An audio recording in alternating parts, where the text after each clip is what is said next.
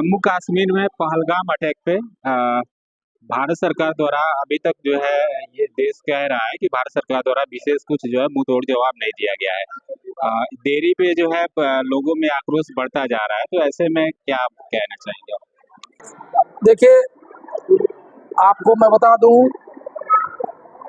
कि किसी भी पड़ोसी राष्ट्र ने जब भारत के अस्मिता के ऊपर आंच उठाया है, तो भारतीय जनता पार्टी की जब सरकार रही है तब ही उस पर कार्रवाई हुआ है।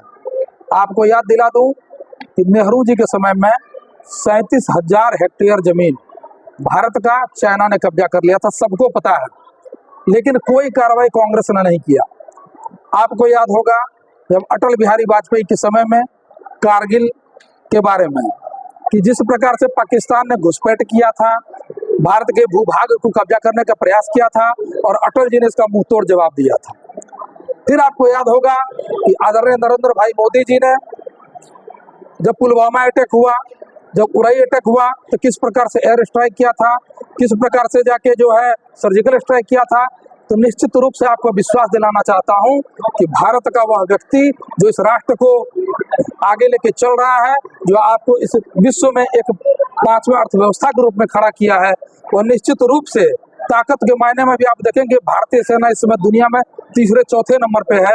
निश्चित रूप से ये छोटे से छद्म देश जो बगल में है, जो भारत का एक हिस्सा हुआ करता था, उसको इस पूरे घटनाक्रम पे इस बार मुंह की खानी पड़ेगी और इसका अभी तक की जितनी कार्रवाई भारत सरकार ने किया है उससे बड़े कार्रवाई उसको झेलना पड़ेगा और ये इस घटना का बहुत ही बड़ा बदला लिया जाएगा, ये आपको मैं बता देना चाह रहा हूँ।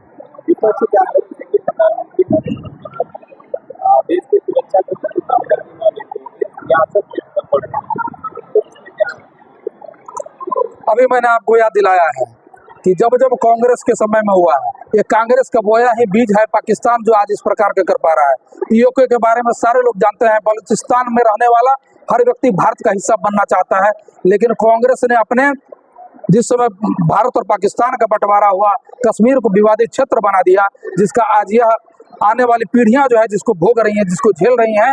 तो आपको बता दूं, नरेंद्र भाई मोदी जो कहते हैं वो करते हैं।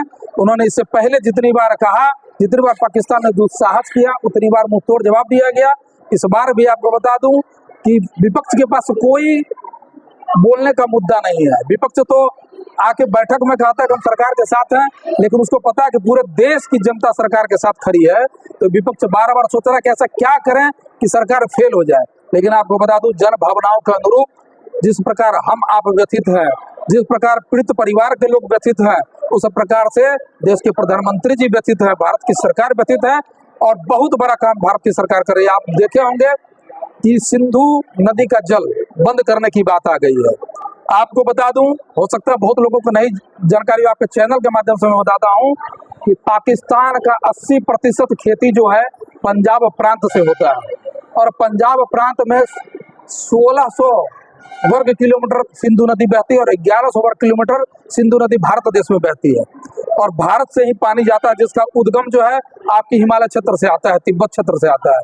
भारत इस पानी को जब रोक रहा है तो पाकिस्तान भूखे मर जाएगा।